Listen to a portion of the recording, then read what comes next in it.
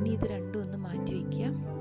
വെജിറ്റബിളായി ഞാൻ എടുത്തിട്ടുള്ളത് carrot, capsicum, onion, ginger garlic paste, പിന്നെ ഒരു പകുതി നാരങ്ങ, പിന്നെ കുറച്ച് മല്ലിയില, ഓയിൽ. നമ്മൾ കുക്കറിലാണ് വേവിച്ചെടുക്കാൻ പോകുന്നത്. ഇതിലേക്ക് chicken, carrot, ginger garlic paste, onion, മല്ലിയില, പെപ്പർ പൗഡർ, ആവശ്യത്തിന് ഉപ്പ്,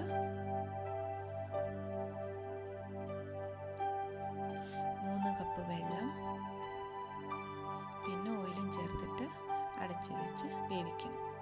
3 വിസിൽ വരുന്നവരെ വേവിക്കാം. ചിക്കൻ പിച്ചെടുക്കാൻ പാകത്തിന് ഇപ്പോൾ നന്നായി വെന്ത് വന്നിട്ടുണ്ട്. ഇനി ഞാൻ ചിക്കൻ മാത്രം മാറ്റി വെച്ചിട്ട് അതിൻ്റെ സ്റ്റോക്കെല്ലാം മറ്റൊരു പാനിലേക്ക് പകർത്തി കൊടുക്കുകയാണ്.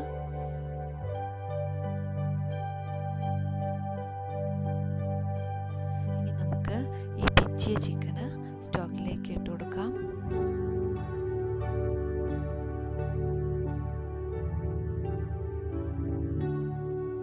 നന്നായിട്ട് തിള വരുന്നത് വരെ കുറച്ച് നേരം ഒന്ന് ഇങ്ങനെ ഇളക്കി കൊടുക്കാം.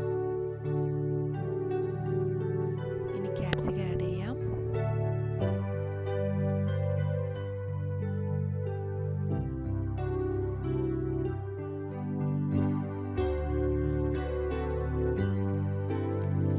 ക്യാപ്സിക്കം എല്ലാം വെന്ത് കഴിയുമ്പോൾ നമ്മൾ കലക്കി വെച്ചിരുന്ന കോൺഫ്ലവർ അത് കുറച്ചായി ഒഴിച്ചു കൊടുക്കുക. ഒഴിക്കുന്ന പടി തന്നെ നന്നായി മിക്സ് ചെയ്ത് കൊടുക്കും വേണം, അല്ലെങ്കിൽ കട്ട പിടിക്കും. ഇനി ഇതുപോലെ തന്നെ നമ്മൾ മുട്ട അടിച്ച് വെച്ചിട്ടുള്ളതും കുറച്ചായി ഒഴിച്ചു കൊടുത്തിട്ട് നന്നായി മിക്സ് ചെയ്യണം.